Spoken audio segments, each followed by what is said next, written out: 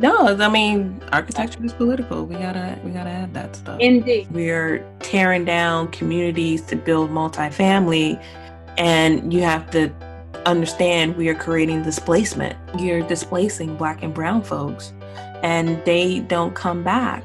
Half of this podcast would be dedicated to the history of Tyler House, my journey and my discoveries, and hey, I'm going to solve this housing problem. Hey guys, what's up? My name is Melissa Daniels. This is the Architecturalist Political Podcast where Black and brown folks talk about architecture. I hope you enjoyed this podcast and be part of my storytelling. It took me a long time to publish this episode, y'all. This interview was back in October, November. I want to say November. I think it was October of 2024. I've been holding on to it till right now. Why have I held it on for so long? I really wanted to do a series. And with all of the other stuff that's happening in the world, I got sidetracked.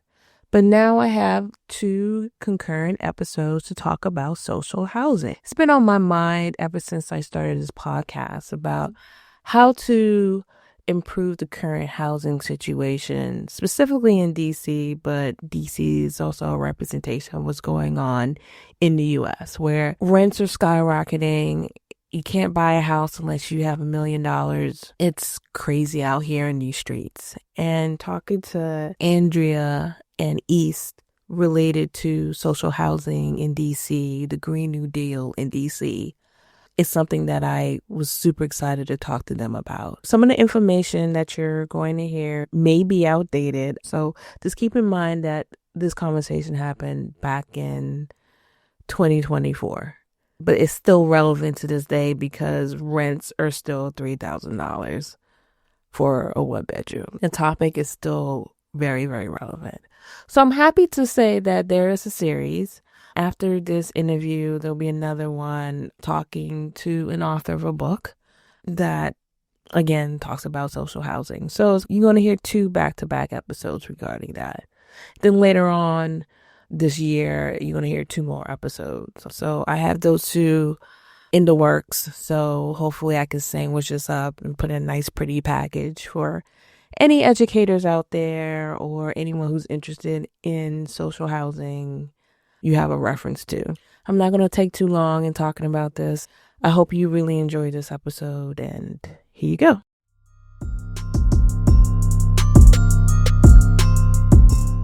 Thank you for coming on. I just want you guys to introduce yourselves for the audience. I guess I can go first. I can kick us off. My name is Andria Chatmon. I use she, her, hers. I'm a community organizer at Empower DC. I work on our housing team. So I do a lot of work with eviction prevention, tenant organizing, equitable development, basically just doing any kind of organizing to stop the displacement of Black and brown low-income folks in the district.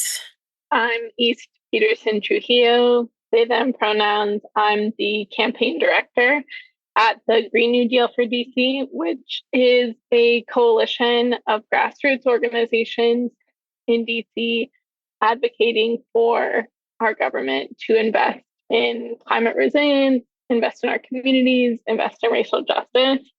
And together, Andrea and I work on a proposal for social housing in DC. And we're aligned on a lot of the issues that both of our organizations work on. And I'm honored to have her also sit on our steering committee and help direct the work of our coalition. So I did not create this power duo, obviously, but what drawed me to you guys was an Empowered DC webinar on social housing in DC. I looked up East and the Green New Deal for DC. And I was like, I didn't even know you guys existed. I was super excited. And then, of course, Empower DC, I worked with Corey. You guys have heard a podcast I did with him in the past, as well as being part of the DC Legacy Project. So I am so interested in this topic, both with the Green New Deal, the housing, just everything that the both of you have said. Like, we are all aligned here. So I want to start off this conversation with DC and its affordable housing crisis. One of the things that I loved in that presentation that both of you did was the introduction of the programs that DC offers. Can you just do a summary of that as well? Yeah, so you mentioned two things, the crisis and DC's current affordable housing program. So I'm going to talk a little bit about both. First, I'll just say that on the one hand, we have a situation where tenants are rent burdened, wages are remaining stagnant, and housing and food costs are increasing. And at the same time, we're seeing efforts by landlords and by also some of the council members to roll back a lot of the tenant protections that we gained during the pandemic, things like the emergency rental assistance program. So we're seeing that. And then on the other hand, we're seeing our affordable housing programs being severely underfunded. I'll go through some of the major affordable housing programs that folks are interacting with. One is tenant-based rental assistance like the Housing Choice Voucher Program.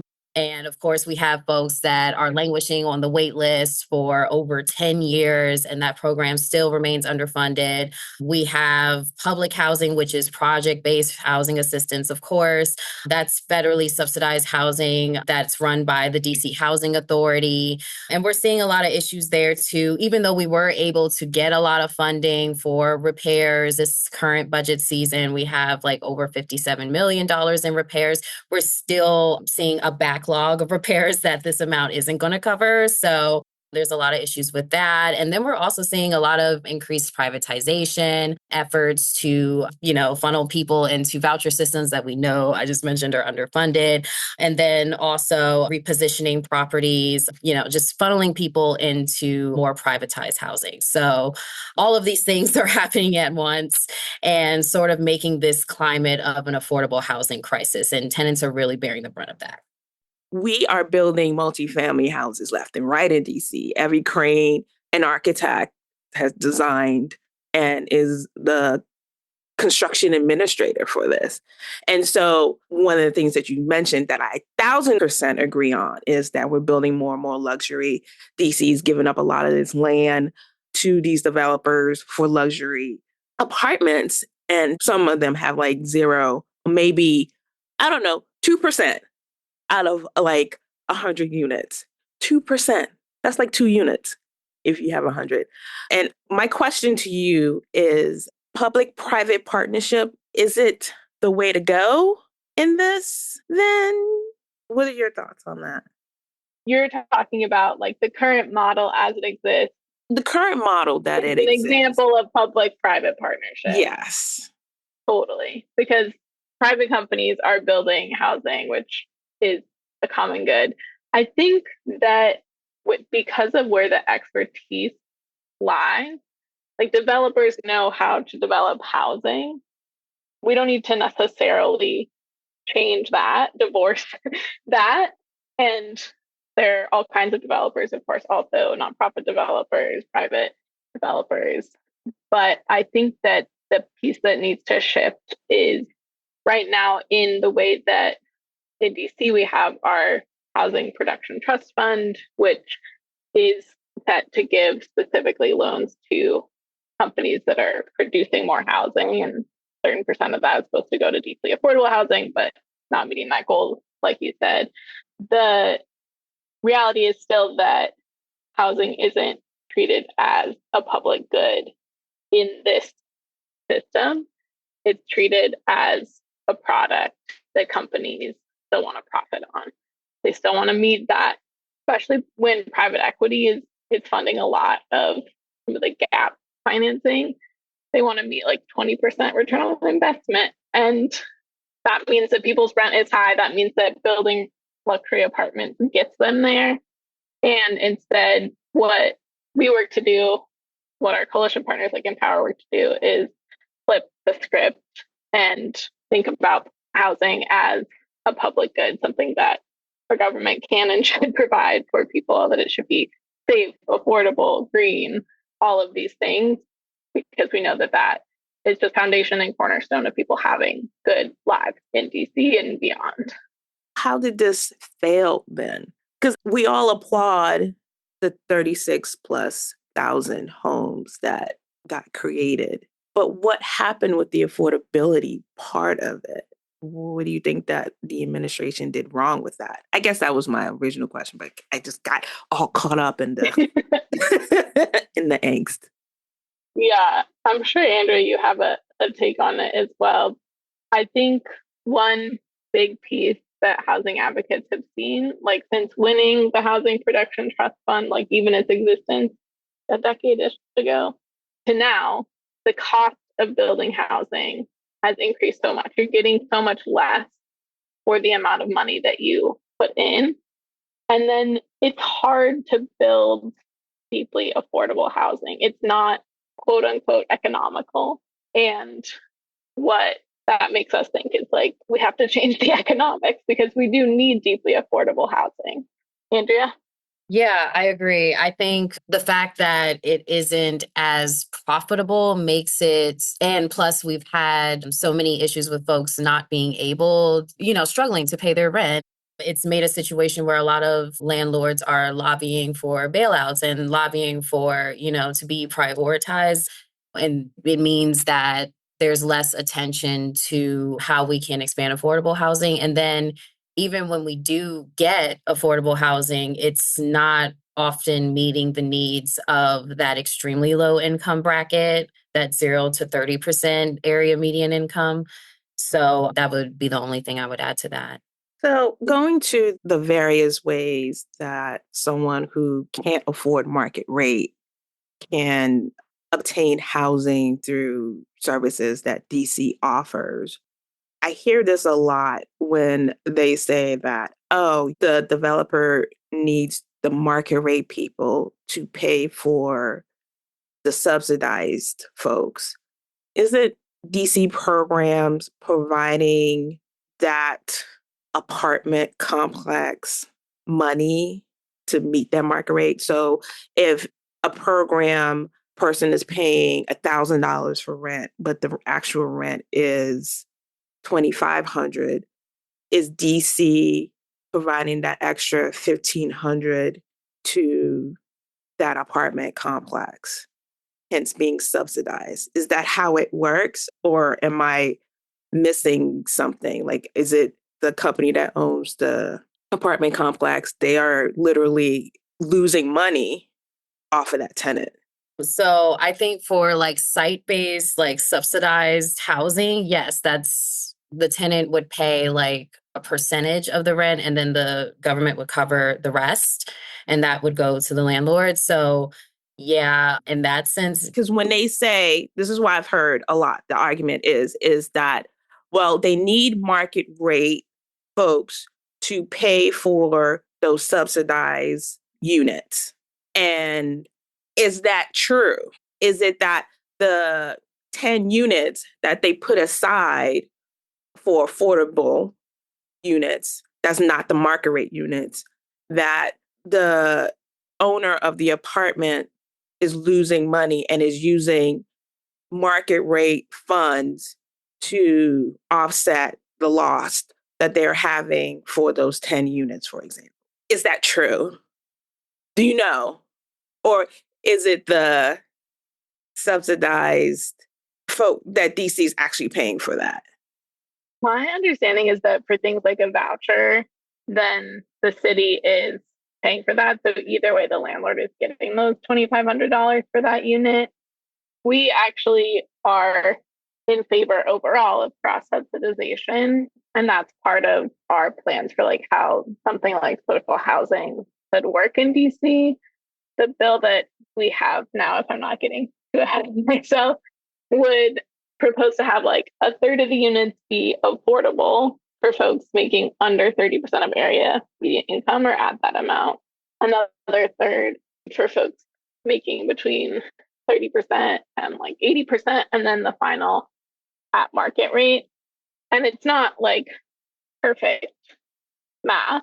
Like if it's $3,000 for some of these units and then $1,000 for others, that gets you to $2,000 in the middle, not $3,000 for all of them if that's what covers the cost. But that is something that gets worked out in kind of the long-term financing of projects. So if we're talking about like a new building, then what it would require to build more deeply affordable housing is a higher investment from our city government, knowing that they aren't looking for that same kind of rate of return that a big company is going to look for. And we know that any extra rent could then go to building more affordable housing, more social housing, more maintenance, so that we don't end up with something like a backlog like we've seen in public housing. Okay. I'm going to move on to an example that you guys talked about, social housing. In the webinar, you went overseas and then you brought it back home in terms of an example of social housing. And I did not know up the street around the corner that Montgomery County actually did one. And I thought that was amazing to do. Do you know more about that development? Yeah. So Montgomery County, Maryland is one of the most prolific producers, I would say, of social housing in the US. And they're in a small field, but they're doing great work at building a new model of housing that can kind of reshape how we approach this issue of how to house people and how to house people affordably.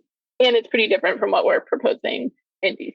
So with those two caveats on the framework, I can share more about what their model looks like. So out of their agency, the Housing Opportunities Commission, which until some small number of years ago, the work to deliver federal public housing, they developed a strategy called a public developer model. And that was in 2021 when they established as a county the Housing Production Fund, and that fund mixed income housing. We see kind of similar to this general zoning laws that we have in DC, 30% of the units in these apartment complexes are income restricted for folks, and those are only affordable to people making between 50 and 70% of the area median income. So it doesn't really meet that deeply affordable need, but also we actually need more housing for folks everywhere under area median income. And the way that they've been able to do this so effectively is using bond financing to complete their project. So the government funding basically provides an additional chunk of money to developers. Like I was saying earlier, it replaces some of that outside private development money and then removes the need for that money to have such a high bar of return on investment. So in 2022, I want to say they had their first 2023 completed project. And I liked how you introduced this question, Melissa, because there was a New York Times feature about it that was this is public housing, just don't call it that. So this building is beautiful or complex. It's called the Laureate. It's near the Shady Grove Metro stop. So great, accessible to transportation. And how they've set it up is an affordable home or one that rents at market rate look exactly the same. There are lots of amenities, like outdoor heated pool and spa. So it is a luxury building, but 30% of those luxury units are affordable to folks at that income level between 50 and 70% of the area median income. And now I think they have, let's see, I wrote it down, 3 additional projects are under development already, and 3 more are under pre-development through the Housing Opportunities Commission in Montgomery County. So I imagine that within the next few years, they'll probably have constructed maybe 2,000 units or something of total housing, and about a third of that will be affordable. And that's really impressive on that time scale. And one thing they've done is also see projects that have been partially completed or just don't have all their financing, but have some things lined up and come in to push them over the finish line. And then at the end of it, the developer just turns the property over to the county and it can become that social housing. What do you guys think the reason why Montgomery County can do it, but DC can't? I mean, we certainly face some extra both scrutiny and restrictions here in DC.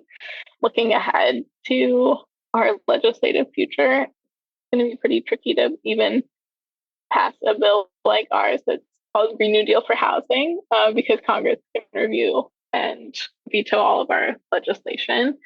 And we could, of course, rename the bill, but its heart would stay the same. So there's that piece of it. Just throw America in it. Throw America Right. and freedom in it. Housing for America, freedom for all. There you go. Freedom for the brave, something like that. We also have to have a balanced budget, which isn't necessarily the case for all different kinds of entities. And we have a pretty slim tax base in DC. We're like getting really into wonky territory now, but there's a lot of people who commute into DC and don't live here. And it's pretty hard for us as a city to get the financing we need for all of the services we provide to a lot of people who aren't necessarily like contributing to those. So I think what we've seen in housing advocacy year after year is it's like Andrea was saying, hard to fund the vouchers, hard to fund everything that we need, the Housing Production Trust Fund. And so I think that the county was able to be a little bit more nimble in Maryland. And I'm glad that they were, because they've set a really cool model and example for others to be able to follow. I know I'm throwing a lot of terms out there, like social housing. What is that? Yeah, social housing is government-owned housing that is mixed income. And that's kind of the simplest definition of it. It originated, I'll say, that might not be 100% true, but like social housing as we know it is like most closely tied to the city of Vienna, Austria, which invested a ton of resources in housing incredibly poor populations in the early to mid 1900s around the wars that were happening in Europe, World War I and II. Red Vienna had this like emergence and invested a lot in all kinds of social services as a socialist government. And right now, about 50% of the population of Vienna lives in social housing, and those folks pay like a third of what like comparable cities in London or Dublin pay in their rent. So it's mixed income housing. Folks pay something related to their income, and it provides good quality housing for all kinds of people across the city. Our vision in DC is that we would construct or remodel buildings to really high environmental standards, which is also really good and important for public health, and hopefully undo some of the harm that we've seen disrepair of our government housing. And then these units are rented to folks with various income levels. And we want to incorporate direct services or community organizations or grocery stores or childcare into like the ground floor of development. And then also prioritize residents being hired for things like building maintenance or landscaping, repairs, leasing, and all of that. Andrea, I don't know if you want to talk a little bit about the tenant empowerment part of social housing. That was just what I was going to bring up or add to the conversation. Yes, there would also be a tenant leaderboard. So that would give tenants the opportunity to have more oversight from the get-go in the maintenance of the building and the management of the building, which is another key problem that we're seeing right now with a lot of the housing in DC. It's just that tenants are finding out about decisions last minute. And while we do have a lot of tenant associations, it would be, of course, good to have that intentional infrastructure already there from the get-go. So a lot of it sounds like it's bits and pieces of other things like co-ops or public housing. Is that accurate? Yeah, I think so. I think we're trying to take like some of the good pieces from other models that are either like harder to scale, like a co-op, or have fallen into historic disinvestment, like public housing, and like learn the lessons from those things and create something new that can help house folks into like the modern era. I like the model of public housing, and I also like the not call it public housing anymore. And I had a really hard time understanding the difference between that one and social housing. Can you just pick apart specifically those things? Yeah, I can start doing that, and East, feel free to jump in if you feel like you need it. I would say, first off, both public housing and social housing, they're publicly funded and operated. They're designed to meet affordability needs of low income households. That's the center core. But public housing, of course, is administered by the DC Housing Authority. It's subject to all of those guidelines of the Federal Department of Housing and Urban Development. And it has like that deep affordability for extremely low income households. Whereas social housing would have a new agency. We envision the new agency being the Office of Social Housing Development that would be responsible for maintaining the properties.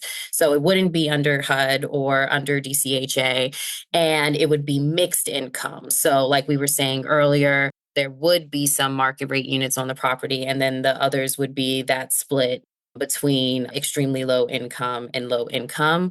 And then there's also, I would say for social housing, there's that intentional, at least for our vision for DC, there's that intentional focus on the buildings being green, the buildings being near public transit, and having electrified appliances and having lead-free pipes and things like that. So there's a giant environmental justice component to it. But I would say, I just want to reemphasize that I think what's really important for our coalition is that as we advocate for social housing, we want to expand the affordable housing toolbox. It's not to replace one or the other, because we recognize that public housing has been a key tool that's housed a lot of people over the years.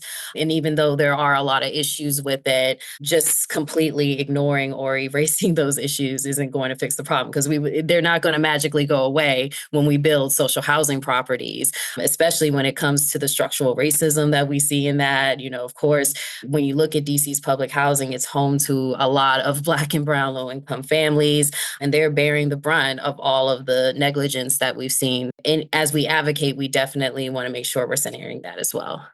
Yeah. And I think that building more public housing is also something that we support, and it is not legal right now. Like, there's a deeply racist law that we have, the Fair Clause Amendment, that just prevents us from building more public housing across the country, and also plays into the lack of maintenance of it. It's a really devious and crafty tactic. If you underfund something and disinvest from it and make it bad, then there won't be further investment in it. And so we, like Andrea said, needed something else to add additional deeply affordable housing, because the need is not being met right now. And so I think of social housing as like a form of public housing, in the sense of like it's government provided housing that gets people into hopefully wonderful, lovely homes where they can stay for a long time and not face displacement and not face bad conditions and everything that we see in our housing crisis in the city and across the country.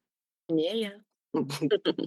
A while back, I had the privilege of interviewing some folks from the Montgomery County Planning Office, because they had posted an article breaking down displacement.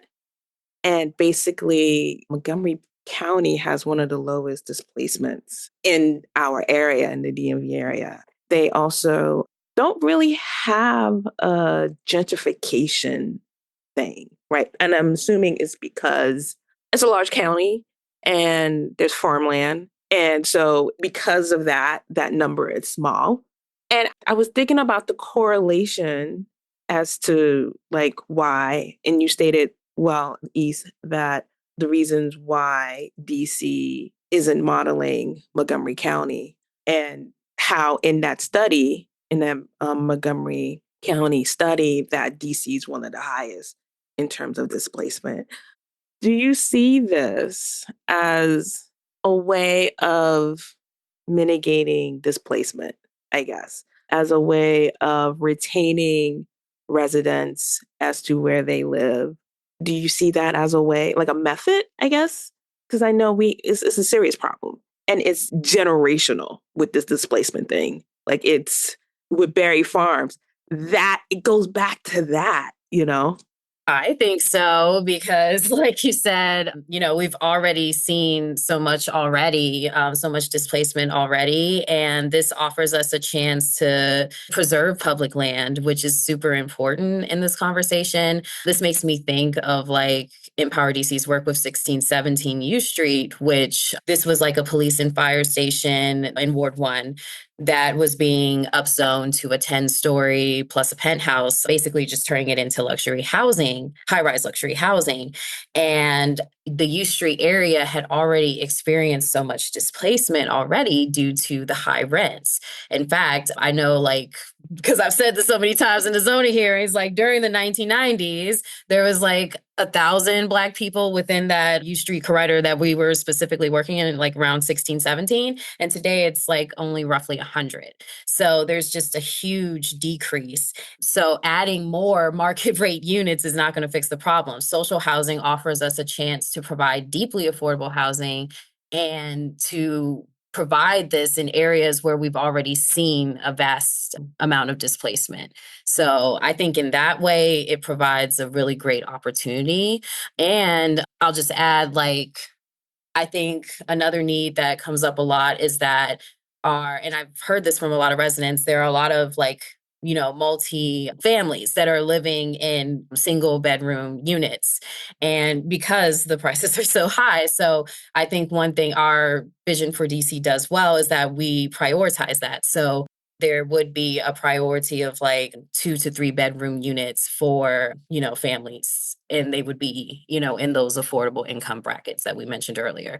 I think in that way, it offers a great opportunity to use public land and to also provide that deep affordability and to make sure that people can get around the city and be able to stay. I'm glad you mentioned 1619 U Street. What's going on with them right now? I'm doing a little sidebar, but I just out of curiosity, because I know that Empower DC has been working really hard on that. Yeah, so we did participate in all of the zoning hearings. Unfortunately, they did decide to move forward with the upzoning. So it is officially going to be, well, they did a split zoning. So it's going to be that 10-story penthouse on the U Street side. And on the V Street side of the property, it will remain its current zoning, which is like 4 stories. And then I think the latest thing that happened was the National Capital Planning Commission basically rubber stamped that and approved it. There's 2 things that could happen. We're hoping that we can intervene in the council's process because they're trying to like change the air rights to the property, which basically messes with the ability to retain it as a public asset. So we're trying to intervene in that process. And we're also looking forward to, or thinking ahead to when the public land disposition process would happen, which would, of course, involve the mayor. And the reason why that's important is because, this would be the opportunity when folks are, the private developers are going to come into the picture. So we want to make sure that the mayor doesn't waive the affordability requirements, at least on the site. This, unfortunately, we didn't get the social housing there, but that's a missed opportunity. And that's, why we want to keep fighting to keep looking for other pilot sites and to keep intervening to at least maintain the affordability. How can we get DC into social housing? Like, what are the steps that DC has to make in order to make this happen? There's a few ways that it could come about. Andrea just mentioned like a pilot, and that's something that could happen by decision of the council, maybe through something like our budget, where they could put some money aside to pilot social housing without passing our big bill. We also do want to pass the big bill, of course, and we'll rename it America's Freedom Housing forever. There you go. But I think the coalition's been working the past like 2.5 years to build the broad support that we know this needs, because you're a perfect example of somebody who's like in the industry and then also didn't even know that we were doing this. And we want to be able to share with more folks. And I'm glad that your listeners will know more about what social housing is and what it could be for DC. The ways that we've been doing that are canvassing, which has been one of our strategies for years. We're talking to tenants to connect them to resources that they might not know about or not have access to, whether that be like SNAP or other things in the city. And then also to hear about the conditions of their housing and get their suggestions for a solution. That's also transitioned into things like broader listening sessions where we can get feedback on how we could implement social housing in DC. And then folks who are interested can come to further info sessions, volunteer, talk to their own neighbors, table with us. A lot of it is kind of at that education level, but we've also been building out our coalition. So got folks like Empower who are heavily involved, along with a handful of other groups. And for the first time this year, we brought on a nonprofit developer, Mikasa, into our coalition space, and that's really helpful as well because we just need that expertise in somebody who develops housing. And they also do a lot of co-ops, which I know is the model you mentioned earlier. So having that idea of like, how could this actually look? And then there's things like identifying further pilot sites, and all of this converges in meeting with our decision makers at council and making sure that they hear the voices of tenants who are asking for further solutions to the housing crisis, and also linking arms with partners like Empower when we see attacks on tenants' rights or tenants' resources, like we had this council session, making sure that we're not so focused on the big picture that we're missing any potential backside in the moment. A couple of things that you said that sparked my interest, and it's going back to first question I asked, which was the public-private partnership, and the fact that Montgomery County has found developers to do this stuff. And you mentioned Mikasa as an interest developer. Do you think that maybe talking to more developers could push this forward more into the eyes of the council? Definitely. I think that's one of our tasks ahead, is to work with those folks who have the expertise, who see the lay of the land, who know how to pull together a building, and show them that we have a viable plan and get folks on board. I think it's something I feel some trepidation about because we've seen both for-profit and nonprofit developers be kind of bad actors as far as like how they prioritize or don't prioritize. And so I think we want to really go about it in the right way and make sure that we have everything we need to make that argument really strong and to show what our vision is for the city and for housing here. A little bit about you, East. How did you get into this? I have done climate work for the past 7.5, 8 years, my whole career. And I ended up doing this work because I studied ecology in college, and then I graduated into the first Trump presidency. I was like, I guess that my research about squirrels is not going to solve the climate crisis.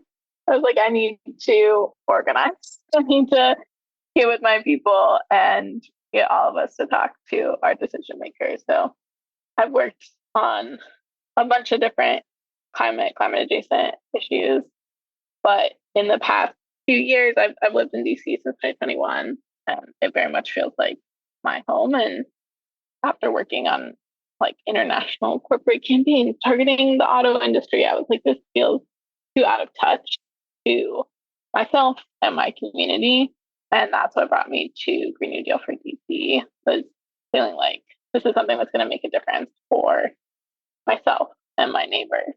And that feels close to and really important to me. And I know we have just a huge opportunity in DC because of how incredibly progressive our city can be in taking leaps on things like climate action. So I'm glad to be here. Your turn, Andria. Well, I'll backtrack.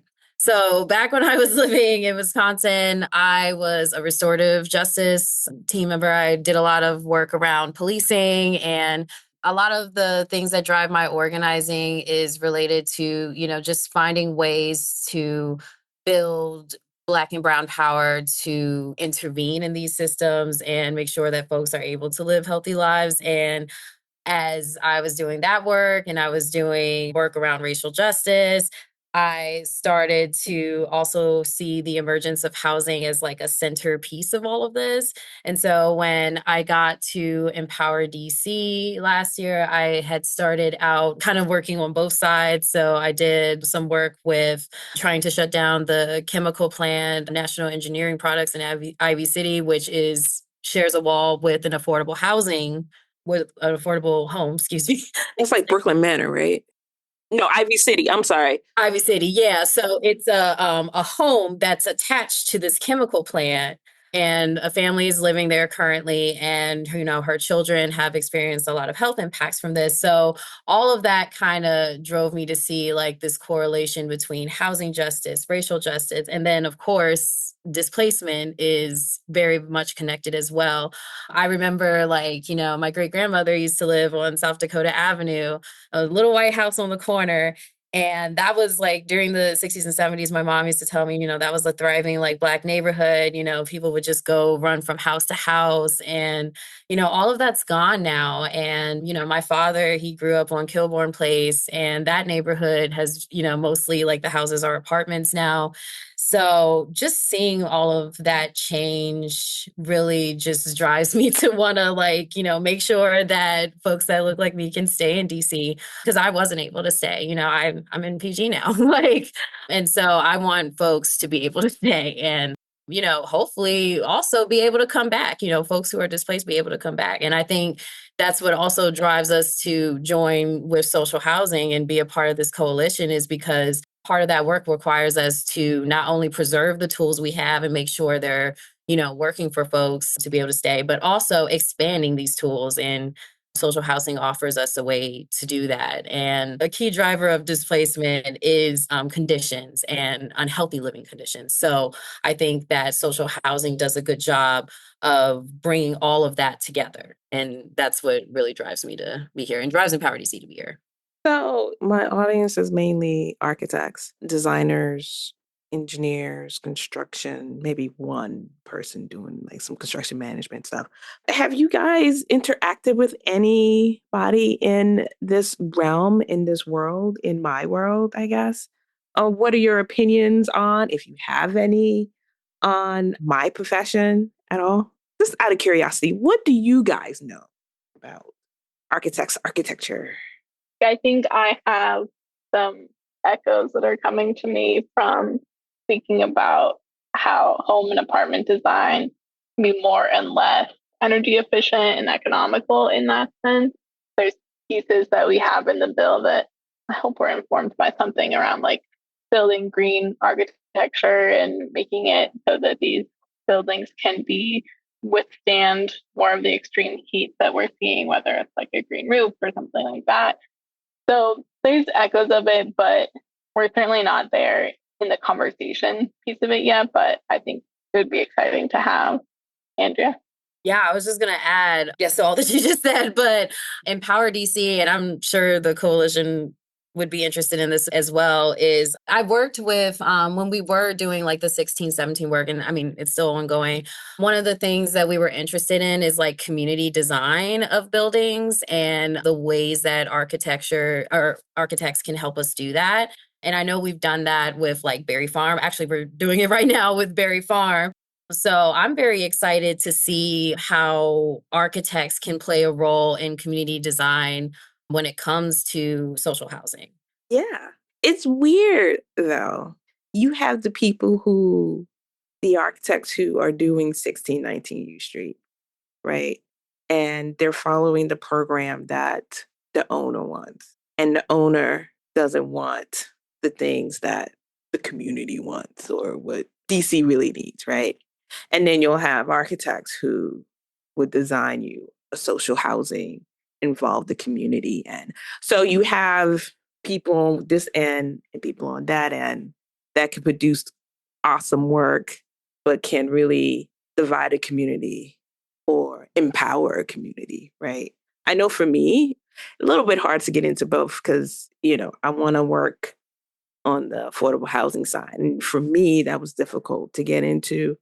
I don't know why it's difficult, but it's been challenging unless I do my own thing.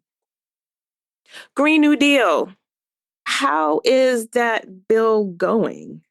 I think that our sights are set on building more tenant power, building more coalition power for the next little bit, making sure that we have everybody, that all the stakeholders in the room to put some insights on the bill and bringing together like the strongest group of folks that we can talk to our council about it, which is a way of saying that it's not moving this session.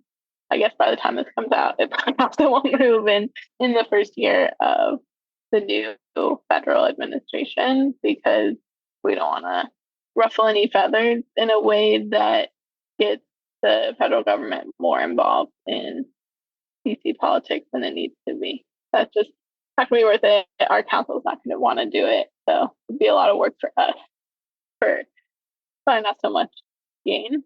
But we have our work cut out for us. We've got social housing work. We're working on some transportation stuff, some energy stuff probably. There's a lot to do, even if we're going to take pause on passing beautiful, bold legislation in 2025. How are you guys moving? And East, you mentioned in this new administration. I mean, it's going to be a hostile environment. I think one thing that's been important for us, like East has been saying, is just building the tenant power up and making sure that we're not only building that tenant power for the social housing legislation, but also to address sort of the more immediate things that are happening right now, such as the rolling back of like tenant protections, like the emergency rental assistance program. Yeah, I think just trying to build relationships with tenants and also organize tenants around things that are immediately impacting them, while also continuing to advocate. And we're also continuing to check in with decision makers and keeping that pressure up. We will take advantage of all of the performance oversight and budget hearings as usual, you know. So I think those are some of the things that we're focused on, really just building up that people power. How are you guys' mental health? I know that after November, I got off of social media and the fight drained out of me really quickly. How are you guys doing? Either that or just in general in life before we end this podcast. I just want to make sure you guys are okay. Whew. I'm feeling overwhelmed, quite frankly, because it feels like all of these things are happening to undo the little gains that we did have since the pandemic locally. And then we're also seeing the federal changes that happened with the new administration that's coming in next year. So it's quite overwhelming, but I think the one thing that grounds me and also makes me feel inspired is that it's really agitated a lot of tenants. A lot of residents are standing up. We just had this huge tenant talk back. We had over 81 people show up and just share their stories and really counter all the things that the mayor has been saying about people not wanting to pay their rent, and that being the source of DC's affordable housing crisis. So yeah, overwhelmed but inspired. Yeah, I feel tired. And I worry about that because it's November. It's December. It's December. Okay. It's December. But I'm already tired and we got a long road ahead. I think it's interesting to have been, just like Andrea and I are always thinking about this stuff. We're always doing that advocacy. We're always going to the Wilson building. And I'm glad that so many people are fired up. And I'm like, where you been? And I think I did expect the results of the election, and I didn't expect the results like for community. And I'm glad that it's something that's galvanizing people, and it feels like a big task to meet those people and to like give folks an outlet and plug them in. And it's a task that we're all working on together. So I'm glad for that. It's good to be in coalition. I think community is the important thing. And I'm glad you guys have each other. And I'm glad that your energy levels, even though you're tired, you're both tired, you still are, due to the community, the fight is still, the fire is still there.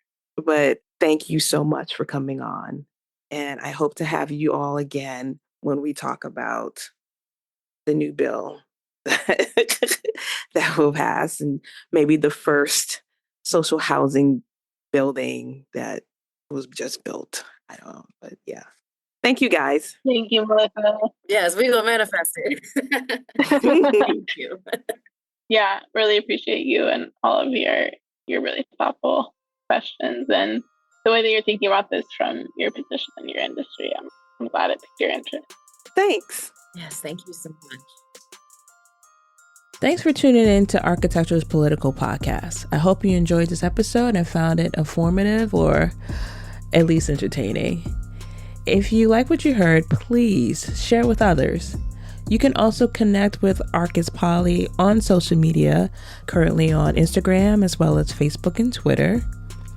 For more information, visit us on our website. It's arcuspoly.online, ARCHIPOLLY.online. I also want to thank our loyal supporters who have been with this podcast for at least 3 years. It means the world to me, and I'm totally grateful to have you part of this community.